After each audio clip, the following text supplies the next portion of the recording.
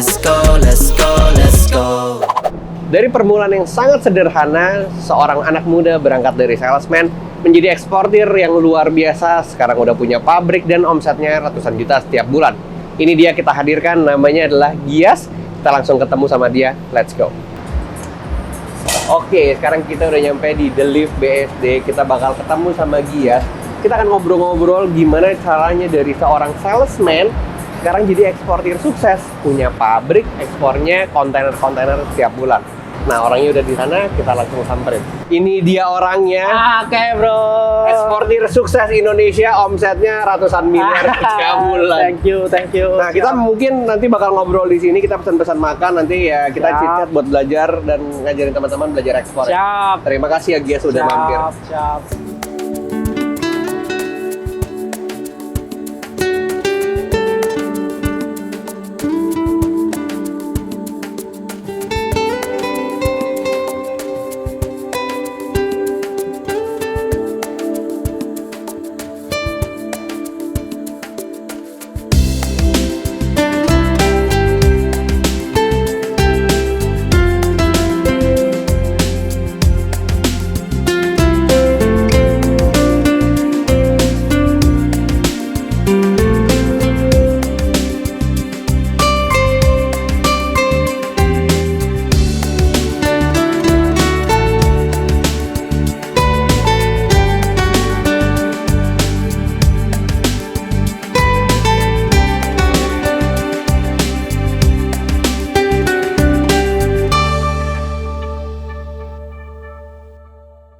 Jadi kita udah kedatangan, namanya Gias, ini tamu dari jauh, dari Parung. Halo guys. Gua Gias. Parung nggak jauh ya? Parung cuman berapa? Tadi lu kesini berapa lama? 45 menit. 45 menit. 45 menit. Betul. Nah, jadi gue tuh sebenarnya sama lu udah kenal lama ya. Betul. Cuman baru ketemu ya. Baru jodoh. baru ketemu. Karena waktu itu lu belajar ekspor sendiri tahun berapa?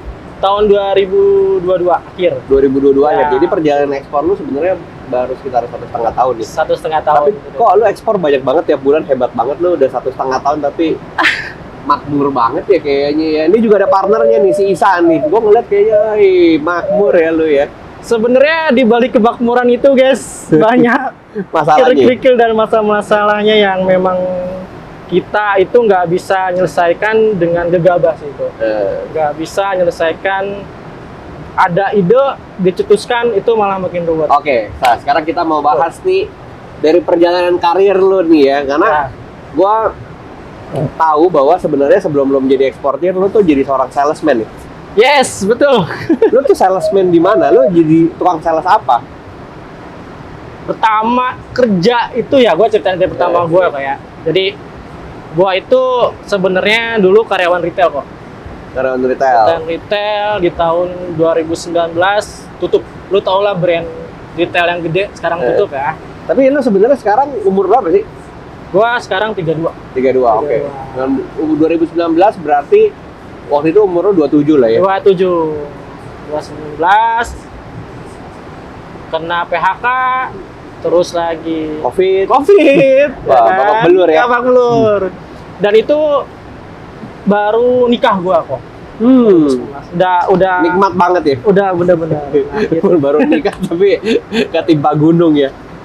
Nah, coba ngelamar di startup keterima. Nah, terus di tahun 2020-an, 2021 tuh gue ngeliat video lu yang ekspor tanpa modal. Nah, akhirnya gue ketemu teman-teman yang memang satu visi nih, kan. Gue pengen ekspornya. Itu awalnya di tempat kopi. Ya, gue ketemu Isa awalnya. Sa, gue Ini pengen Isa nih temen lo waktu kerja? betul. Sa, gue pengen ekspor ya. Iya, sama gue juga pengen ekspor ya. Cakep. Ya udah apa gitu kan, kita bikin company profile, kita bikin website, jadilah gitu kan. Kita patungan dulu tuh. Namanya apa? Nama kita. Oh, Giu itu? Ya, Giu itu singkatan, Oh, teman-teman. jadi lu bikin usahanya tuh awalnya namanya Giu? Giu. Jadi Giu itu lo Gias, Gias, Isa, Umar. Mantap. Awal itu gue tertarik sama kelapa semi-basket. Karena istri gue kan orang Jambi. Wah, kelapa di Jambi ini banyak banget gitu. Benar. Kan. Dari sabutnya, dari ya, apa namanya, batoknya, Betul. kelapanya. Akhirnya kita coba turunan kelapa. Nah, kita berangkat ke Jambi tuh sambil video call sama buyer India. Jadi ini posisi lu udah nggak kerja di... Udah. Kerja di masing satu tempat sama si Isa. Oh Kita iya, cuti nyambi ya? Ya, kita ke Jambi. Kita nggak apa-apa, kita bismillah. Iya. Sana video call, ternyata bukan ngejelekin suatu negara. Memang kalau kita untuk kirim semi hasket ke area Dubai sana, kita kalah pasar sama India. Karena India sendiri ternyata memang produsennya kelapa. Bener. Pergilah haluan kita kemana nih? Oh jadi memang produknya nggak sejago India lah ya kalau semi khas ya? Betul. Akhirnya kita ke Arang, fokus ke Arang sekarang. Oke. Nah, sambil ekspor, gue dulu sales di sayuran hidroponik. Oke. Gue jadi departemen head. Akhirnya dari sales itu gue juga belajar nih gimana cara Deal ya? interaksi sama buyer gitu kan. Gimana sih caranya biar buyer nih trust ke Julen gitu kan. Gimana caranya biar dia bisa bayar titi gitu kan. Karena gue sendiri beberapa buyer tuh gue nggak pernah yang namanya keluar duit, jujur. Oh ya? Demi Allah ya. Jadi Enak dong? enak. Iya. Ternyata statement lu yang dulu di tahun-tahun 2000-an itu benar, nyata gue alamin gitu kan. Kalau buyer itu kasih DP ke gua gitu kan, tapi gua belum punya barang awalnya dulu. Ya kan? Arang pertama gua ke Oman dapat duit ya kan. Woi bahagia. Ini bayarnya pertama apa? Oman? Oman. Arang batok? Arang kayu tamarin. Oh, arang kayu tamarin. Ya kan, wah itu senang minta ampun, megang duit yang biasanya cuma jutaan dari gaji tiba-tiba 200 juta. Ya kan? DP? DP. Iya. DP kan, juta. Wah, duit buat apa nih teman-teman? Ya buat beli barang ya. Oh, dapat PO, dapat duit, bingung nyari barangnya. Nah, dan pengalaman buruk pertama kali gue ekspor, gue kena ketipu sama supplier lokal kok. Jadi gak ketipu sama pembeli di luar ya? Enggak, justru gue nggak pernah ketipu sama pembeli luar. Jadi gue ketipu sama yang lokal. Kok jahat-jahat gitu. Jadi lu beli tamarinnya ketipu tuh?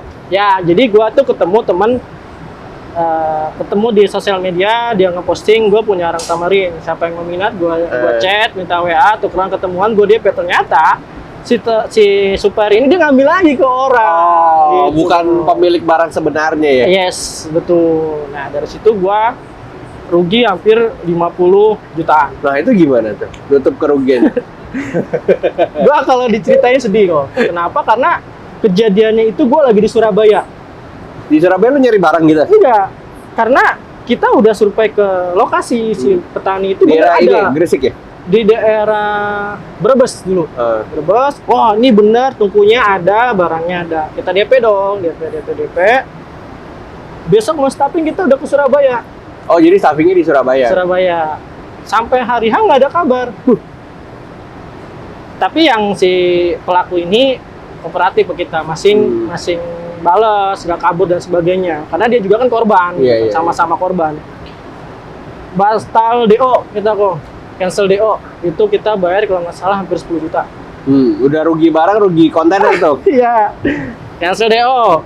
Kita ke lokasi si orang itu di Brebes. Di Brebes. Ya ternyata dia juga ketipu, nggak ada barang gitu kan. Ternyata itu bukan punya dia. Itu guys. Panjang amat dia. Sedih. Nah dari situ kita belajar memang ilmu itu mahal. Ya betul, gua harus bayar 50 juta lebih untuk belajar ekspor. Tapi kalau beli buku cuma 300.000 ya. Tapi waktu kejadian itu tetap lu kirim kan barangnya kan? Yes. Karena mau nggak mau lu udah di order sama buyer kan? Betul. Gimana gua solusinya? Gua gade BPKB. Gua pinjam online. Akhirnya aku kumpul karena masih nggak ada sisa kan? Masih nggak ada sisa. Ya kita di pengiriman pertama itu kita nggak dapat apa-apa. Yang penting gua konsep teman-teman, ya udah yang penting kita barang kita kirim. Itu kita nggak dibilang penipu. Kan? Karena image-nya kita udah di Indonesia nih, maaf kata udah dicapnya begitu ya? Cap penipu, kita nggak mau sama lagi pembeli luar negeri Indonesia memang sekarang kurang baik lah brandingannya. Ya betul, akhirnya ya udahlah kita gade semua, BPKB mobil, motor, dapat kurang lebih 70 juta. Nah, dapat supplier baru di Nganjuk dengan harga lebih mahal dari sebelumnya. Harapannya kan lebih murah ya? Iya. Biar bisa cepat bayar utang ya. Nah, pelajaran pertama di Oman, ya walaupun terkirim tapi kita nggak dapat apa-apa, tapi kita belajar nih. Walaupun nggak dapat banyak, kurang lebih kita masih dapat target di angka 7 juta. Itu 7 juta. 7 juta untuk apa? Buat telusurin lagi. Bener-bener mana supplier yang valid.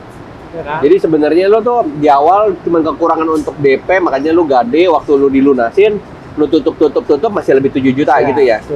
Tuh. Habis itu lu cari supplier baru di Supplier Nganjuk. baru. Nah, berjalan waktu, teman-teman gini, gimana guys? Kita mau lanjut nggak gitu kan? Karena di posisi itu kita lagi bener-bener down. Iya Ya sih. kan? Mana nih bayar cicilan gitu kan? Gimana nih mau lanjut nggak? Gua teman-teman kan, gua kan lebih ke cari buyer kok. Jadi interaksi ke buyer tuh lebih ke gua, gitu kan? Cari marketnya gitu. Gimana teman-teman? Gua bilang mau lanjut nggak nih ekspor? Gitu. Udah, ini pembelajaran kata Isa, kata Umar. Ini pembelajaran buat kita. Gitu. Udah, akhirnya ada di 7 juta. Kita tanya ke mana sih? Ke forwarder gua tanya. Karena kan memang yang sering berinteraksi sama supplier kan forwarder. Betul. Ya kan? Supplier mana yang oke, mana yang sering kirim tiap bulan. Betul. Jadi forwarder itu gue tanya, Pak, saya minta supplier arang yang benar-benar terpercaya. Alhamdulillah kita dapat di Bojonegoro sekarang. Oh, memang tempatnya lah ya. Ya. Di sana biasa udah ada klaster ini ya untuk yang kayu ya. Betul. Dapat kita alhamdulillah setelah kejadian yang penuh lika-liku itu, ya kita ekspor lagi aloe vera, ekspor lagi arang batok, arang kayu. Jadi sekarang ya udah kita fokus ke arang-arang walaupun resikonya tinggi, dalam arti resiko tinggi itu susutnya kok. Ya Susut. kan? Karena lu beli di petani berapa, waktu lu simpen di gudang dia barang bisa Susut. Karena kan dia kering ya. Betul. Tapi makin lama makin kering, dia susut air deh. Ya, susut timbangannya. Tapi kan si bayarnya happy Happy karena beli barang kering ya. betul. Elunya yang kurang ya karena susut ya. Ya, karena gua harus ngasih rendemen dalam 20 ton arang kayu, itu gua harus ngasih rendemen di angka 2 ton sampai 3 ton. Susut tuh ya. Betul. 10%. That's right, itu. Tapi lu waktu setelah Oman itu kan lu lu mulai belajar 2021 akhir, lu mulai ngirim tuh ke si Oman tuh setelah berapa lama berproses cari supply? Nggak nyampe setahun nih kayaknya ya. Nggak sampai Lu setahun. 1,5 tahun aja sekarang udah kayak gini. Masih setahun. Berapa bulan dong ya? Ya, berapa bulan. Jadi gua calling down dulu teman-teman gitu kan, ngilangin trauma, ngilangin kesel, ngilangin capek waktu kita di Surabaya terus ke Semarang, terus lagi ke Brebes, itu udah habis capek-capek semua. Ya udah kita calling down, kita cuti lah gitu kan selama sebulan. Habis itu baru lanjut Baru lagi. kita fokus lagi gitu. Oh, tapi waktu lu lanjut lagi, lu mainnya udah nggak cuman Tamarin, lu udah main banyak. Ya, setelah itu gua coba beralih ke arang batok karena gua lihat memang demand-nya itu banyak tinggi, nggak cuman di luar tetapi di Indo pun banyak banget gitu. Tapi kalau lu sekarang 1 bulan nih, maksudnya setelah lu Oman terus lu udah, maksudnya lu sempat stop lah cuti 1 bulan lah ya untuk biar nggak stres-stres ya, amat gitu betul, ya. ya betul. Habis itu lu lanjut lagi. Nah, setelah lanjut lagi ini lompatannya tuh berarti besar dong. Maksudnya lu kan udah belajar dari kegagalan, lu jadi kencang gitu lo grow-nya. Ya betul, syukur alhamdulillah ya. Setelah kejadian itu kita sama-sama introspeksi diri karena memang namanya tim bertiga, kepala tiga, terkadang kita suka ada Maunya masing-masing. ya beda persepsi gitu kan. Ani B, ya udah kita nih tim, gue bilang kita sama-sama jalan. Akhirnya alhamdulillah di bulan kemarin di Surabaya gitu kita 3 kontainer kok. Semua itu arang batok ke Irak sama ke Cina, 2 kontainer. Nah, alhamdulillah bulan kemarin alhamdulillahnya lagi di bulan November nanti itu Cina akan repeat order 4 kontainer kok. Jadi lo udah dapat bayar Cina dan bayarnya ini repeat terus ya? Ya, alhamdulillah. Untung nggak berhenti lo ya. Cuma lo berhenti lo berdua lo waktu sebulan lo minus lo hari ini lo. Tapi bersyukurnya lagi ya, setelah kejadian itu kita nabung. Jadi duit keuntungannya itu gua nggak bagi-bagi. Kan kebanyakan eksportir itu dapat untung jebret, ini si A, ini si B, ini si C gitu kan. Tapi gua berpikir, tapi kan jadi nol terus tuh ya?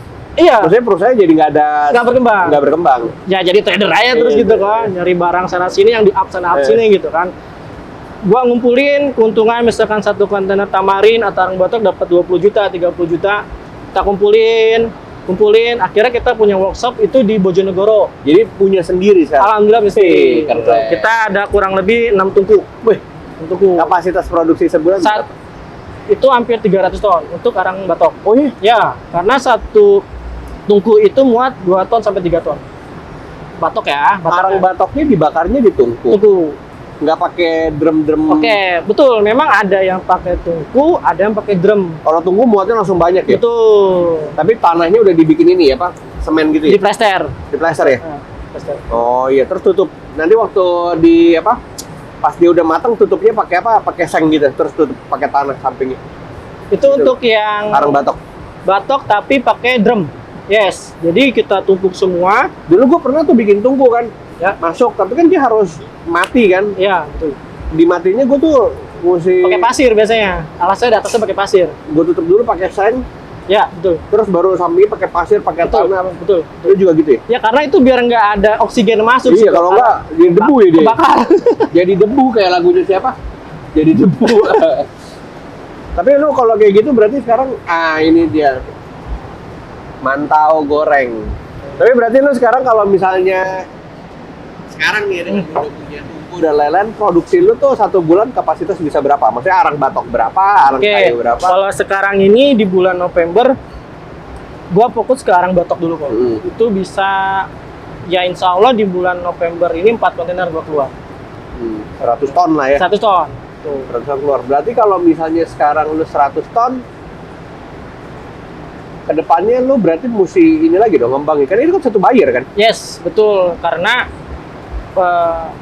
buyer itu baik lokal ataupun luar negeri taunya kualitas yang terbaik itu arang batok ya, itu di Sulawesi. Iya. Jadi mimpi kita Julen teman-teman itu kita punya tungku di Sulawesi. Karena memang dari abunya, as kontennya Beda itu ya? memang lebih bagus Sulawesi. Sebenarnya luar dia pun beda dari ini ya, dari apa unsur hara tanahnya ya. tahu. bikin- betul, Beda ya? betul. Jadi kalau kita lokal punya Jawa Barat itu berkerah. Kalau kita Sulawesi, Sumatera Bersih itu ya? bersih. Itu gue juga nggak tahu kenapa bisa gitu. Nah, dulu waktu gua sempat jalan berikan, gua juga bingung tuh kenapa ya. Tapi pertama kali gua ke sana tuh akhirnya, maksudnya gua ke Sulawesi ya, gua lihat memang dari apa ya, dari mapping bilangnya apa, perkebunan kelapanya juga emang udah beda gitu loh, dari tanahnya beda, dari cuacanya beda dan lain-lain sih. Tapi kalau misalnya lu sekarang sendiri, setiap bulan berarti ada pengiriman dong. Ada, alhamdulillah. Ya paling dikit gue kirim 2 kontainer. Kemana itu? Yang sekarang repeat itu ke Cina, dan malah itu nambah quantity. Yang tadinya yang dua 2 jadi 4. jadi 4. Terus ke Itu kan arang batok. batok. Untuk arang kayu, gue lagi nggak fokus dulu. Jadi gue lihat cuannya lebih enakan arang batok, Pak. Iya. Tapi gue pernah dengar katanya lo ada ekspor kolang kaling. Yes, ke Vietnam. Itu kolang kaling yang buat makanan kolang kaling. Iya, betul. Jadi gue nggak tahu ya, sebenarnya Vietnam itu kan salah satu negara tropis juga gitu kan, banyak kolang kalingnya. Nggak tahu untuk apa, ya permintaan kolang kaling di sana juga lumayan. Tapi maksudnya sampai akhirnya lu kirim kolang kaling ini apa memang ada permintaan, apa emang lu nawarin? Ada permintaan. Jadi awalnya kita gini teman-teman, kalau lu punya buyer, lu jangan tawarin cuma satu produk. Itu sih. Jadi bisnis apa nih yang bisa kita kerjakan lagi gitu kan? Kan dia sebenarnya importir trader juga di sana Iya, kan. betul. Jadi ada celahnya gue manfaatin gitu kan. Tapi berarti lu sebelumnya udah pernah ngirim ke Vietnam? Ya kolang kaling itu. Enggak, maksudnya kan si kolang kaling ini kan, maksudnya kan lu dapat bayarnya dari Vietnam. Ya itu sebelumnya nggak pernah deal kok. Jadi saat gue tanya, awalnya lu cuman ngobrol-ngobrol tapi nggak deal nih. Iya, betul. Akhirnya kita cari basa-basi lah gitu kan. Jadi buat teman-teman semua nih ya, saran aja kalau memang kalian dapat data buyer gitu dari Go Forward atau lainnya, say hello aja gitu loh. Iya, jangan dianggurin ya. Iya, betul. Karena mungkin di data Go Forward, gue sebutin nggak apa-apa ya? Nggak apa-apa. Bulan ini dia memang butuh arang gitu kan. Tapi di bulan ke depan kita Bisa nggak beda tahu gitu kan dia keperluannya apa gitu. Karena namanya mereka importir, mereka jual barang yang laku di negaranya lah. Yes, betul. Jadi kadang-kadang kan mereka berpikirnya, wah satu buyer mah bayarnya itu aja, barangnya itu aja. Sebenarnya kan enggak ya, Betul, barang betul. itu bisa apa aja. Betul. Tapi kalau misalnya kasar nih ya, Yes. 4 kontainer setiap bulan tuh emang omset berapa sih? Ya, alhamdulillah sih. Jadi yang tadinya gua nggak punya tungku, yang biaya tungku itu kisaran 15 juta. Satu tungku ya habis, sekarang punya 6 tungku. Ya, udah dihitung udah berapa tuh yang kita pakai dulunya pakai fasilitas kantor buat bikin ini tuh, alhamdulillah kita punya laptop. Nah, gitu sih yang saldo di gua sekarang. Omsetnya omset bulanan lah. Sekali lu kirim sekontainer berapa? Nah, sekarang kali 4 deh. Kurang lebih itu ya hampir 100 out ya, Pak. 100 juta 100 juta. per Kita kirim. Jadi per 1 kontainer. enggak dong. Per 4 kontainer. Per 4 kontainer. Tapi kan dalam 4 kontainer itu gua tuh deket-deket kirimnya. Misalnya di pertengahan November gua kirim nih. Nanti di awal Desember gua ngirim lagi gitu ya. Jadi sebulan 2 kali lah ya. Nah, bisa dibilang kayak gitu ya, kurang lebih dapat 2,5. Lumayan lah, lumayan banget. Bahkan sebenarnya ya potensinya masih sangat-sangat besar ya. Sekarang kan lu posisi itu di mana tunggunya? Bojonegoro. Di Bojonegoro. Belum kalau nanti lu bikin di Sulawesi dan lain-lain kan, maksudnya potensi masih luas sekali kan. Luas. Tuh. Nah, pandangan lu sendiri ya untuk lu di bisnis ekspor ini, gue tuh selalu bilang sih ke teman-teman, ke orang-orang kalau udah nyicip uangnya, biasanya dia jadi yakin banget kalau gue tuh bisa ngelakuin, karena dia udah terbukti bahwa gue udah bisa menghasilkan di sini. Betul. Dia suruh kerja lagi juga gue yakin nggak mau. Kalau ada kegagalan, lo kan coba lagi. Makanya orang yang udah ngasilin pecah telur biasanya itu tuh grow-nya tiba-tiba jadi kenceng. Betul. Bukan karena ya pertama ilmunya meningkat, kedua tuh confidence-nya tuh meningkat juga. Portofolio kita naik. Iya, jadi meningkat kan. Betul. Jadi lu kalau udah pecah telur dari 0 ke 1, 1 ke 10 tuh gampang kan. Yes. Nah, dari lu sendiri nih sekarang, karena juga lu udah yakin dengan bisnis ini. Sekarang short plan lu apa? Medium plan lu apa? Long plan lu apa? Ya, gua sih yang pendek dulu, gue pengen coba main di lokal kok. Karena memang Lu jadi supplier lokal. Karena demand lokal itu terutama di pabrik briquette ya, karena orang luar juga tahu pabrik briquette di Indonesia tuh the best semua kan. Gue coba jajahin pabrik-pabrik briquette di lokalan. Yang kedua adalah mediumnya itu gue mau maintain buyer-buyer gue dengan cara contohnya nanti gue akan diundang ke Cina. Oh, diundang bayar lo ke Cina sih. Dibayarin nggak? Dia bilang sih insya Allah. Masa dia bilang insya Allah Cina? Ya nggak dibayarin sih, mungkin nggak full gitu kan, tetapi setidaknya achievement dan value buat tim gitu juga bisa kita tatakan kontrak di Cina. Tapi sebenarnya sih orang Cina kalau misalnya lu baik ya di sana dia bisa berubah pikiran, bisa aja. Betul. Iya, bisa dikasih mobil listrik Cina. Amin. Nah, long term-nya adalah mimpi teman-teman semua, gue pengen jadi distributor kok di Dubai. Karena pemakaian arang kayu khususnya di Dubai itu udah kayak kompor gas. Lebarnya udah kayak kita beli galon gitu kan. Hampir setiap rumah itu menggunakan arang kayu untuk barbecue, untuk ngebuli dan sebagainya gitu. Dan teman-teman tahu juga arang kayu terbaik itu sebenarnya dari Indonesia. Cuman balik lagi nih, oknum-oknum yang membuat jelek Indonesia ya itu akhirnya dia lari ke Nigeria sama Vietnam. Iya. Karena memang sebenarnya mereka udah jadi, ketika pembeli ini punya satu citra jelek dengan salah satu pengusaha di Indonesia, mereka jadi pukul rata ya. Trust-nya betul. Iya, mereka bilang semua orang Indonesia sama aja gitu. Kayak cewek sama cowok sama aja. Tapi emang tidak bisa dipungkiri sih, maksudnya namanya kekecewaan, tapi balik lagi ya, maksudnya kita yang bener-bener emang serius kerjaan ini harus bikin itu tuh jadi baik gitu. Maksudnya representatif Indonesia nih harusnya baik di mata pembeli kan. Nah, tapi terakhir, ada nggak statement yang lu bisa kayak kasih encouragement lah, atau lu motivasi teman-teman yang baru mulai, apalagi kan lu tahu di dunia ini kan selalu ada liku-likunya ya. Maksudnya lu dunia kerja, dunia bisnis apapun pasti ada lika-likunya. Nah, di ekspor sendiri untuk lu bisa kayak ngeyakinin teman-teman biar mereka tetap kuat lah ngejalanin bisnis ini tuh apa? Oke, buat semua orang yang lagi berantusias atau belajar, berimajinasi untuk menjadi seorang eksportir, menurut gua pertama belajar dulu sih kok. Jangan jadi saya kayak gua gitu kan, kayak gua tabrak ya. Cuman belajar lewat YouTube, belum tahu seluk-beluknya akhirnya kejeblos. Belajar sih. Ya banyak mungkin lu juga ngejual buku gitu kan. Atau mereka nonton YouTube ini pun dia belajar dari pengalaman lu ya. Betul. Ya belajar, kedua lu cari supplier yang bener-bener valid gitu. Mau itu harganya tinggi, ya lu bisa minta komisi gitu kan. Kalau lu nggak mau susah dapetnya, lu cari sekarang udah banyak banget akademi yang tentang eksportir gitu kan. Lu bayar 500.000, tapi lu dapat ilmunya sampai bisa. Biar nggak rugi-rugi amat ya daripada kejeblos 50 juta ya. Iya kan? Lu ikut akademi ya sampai yakin ya. Ya, lu diajarin A sampai Z, apa itu BL, apa itu LC dan sebagainya. Udah punya bekal, ya tinggal cari bayarnya. Sekarang juga cari bayar gampang. Lu bisa cari di internet, lu bisa ikut patungan-patungan orang-orang go forward kayak seperti itu. Lu bisa juga datang mungkin ke exhibition kayak kemarin di BSD. Lu datang nggak? Datang. Udah banyak bayarnya. Ya, bisa sih. Nah, exhibition juga bisa jadi salah satu lu cari supplier yang valid gitu, karena memang mereka kalau udah berani sana ya kurang lebih harusnya valid lah ya. Karena lumayan hampir 30 jutaan ya gitu kan. Itu sih saran gue, tetap semangat gitu ya.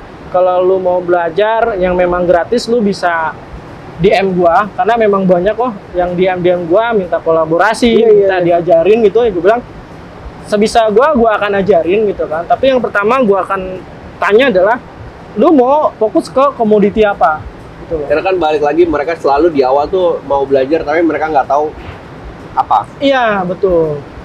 Yang gue tekanin memang di sana emasnya atau mbaknya mau komoditi apa, karena treatment setiap barang itu beda-beda gitu kan. Akhirnya gue ajarin sampai akhirnya ada salah satu influencer juga DM gue minta diajarin, sok ya udah kita collab dan sebagainya gitu.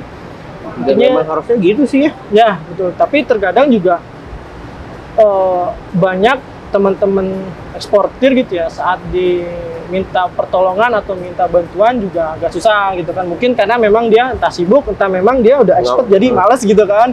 Sebenarnya nggak mau. Nanti yang lain sukses juga. Iya gitu. Ya. Entah mungkin takut tersaingi atau gimana, tapi rezeki itu masing-masing. Iya, ketukar lah. Ya. Apalagi Indonesia sebesar ini, sekaya ini, masa iya takut gak habis sih. Dari ujung Aceh sampai ujung Papua tuh duit sebenarnya. Tuh, ya itu sih saran gua, tetap semangat, belajar dulu komoditinya apa, deketin supplier, networking lah intinya ya. Networking betul. Nanti kalau butuh forwarder, misalkan mau apa, bisa DM gua atau DM Ko Julia, mungkin channelnya punya ada, terus silakan. Ya mungkin ya sebenarnya ini yang paling praktikal, dan lo kalau dengar dari Gias harusnya kalian percaya karena Gias ngelakuin dan bener-bener udah terbukti gitu loh. Sekarang gue juga ngelihat lo punya potensi besar sekali, sampai harusnya kita lihat lah 5 tahun, 10 tahun, 20 tahun ke depan dengan perkembangan AI yang sangat menggila, gue ngerasa bisnis ini tidak tergantikan. Ya betul. Karena namanya komoditas, ya Tuhan udah ciptain segininya gitu ya, artinya kan pasti ada manfaatnya gitu. Dan kita berbisnis di sini yang nggak selalu tergantikan dengan teknologi. Mungkin waktu kita operation bisnisnya, penjualannya, pemasarannya mungkin kita pakai teknologi dan harus pakai teknologi. Tapi kalau kita bicara dari industri sendiri, gue ngerasa industri ekspor ini tidak akan tergantikan oleh waktu gitu loh, oleh teknologi, oleh apapun. Ya mungkin ya nanti setelah ini gue akan ngobrol-ngobrol lagi sama lu, sama Isa juga, apa yang kita bisa kolaborasikan. Tapi terima kasih sebelumnya sudah datang ke BSD, ngajarin teman-teman semua, dan harapannya teman-teman bisa jadi the next Gias, the next Isa, the next Umar untuk punya perusahaan ekspor dan buka lapangan kerja. Terima kasih ya sebelumnya ya.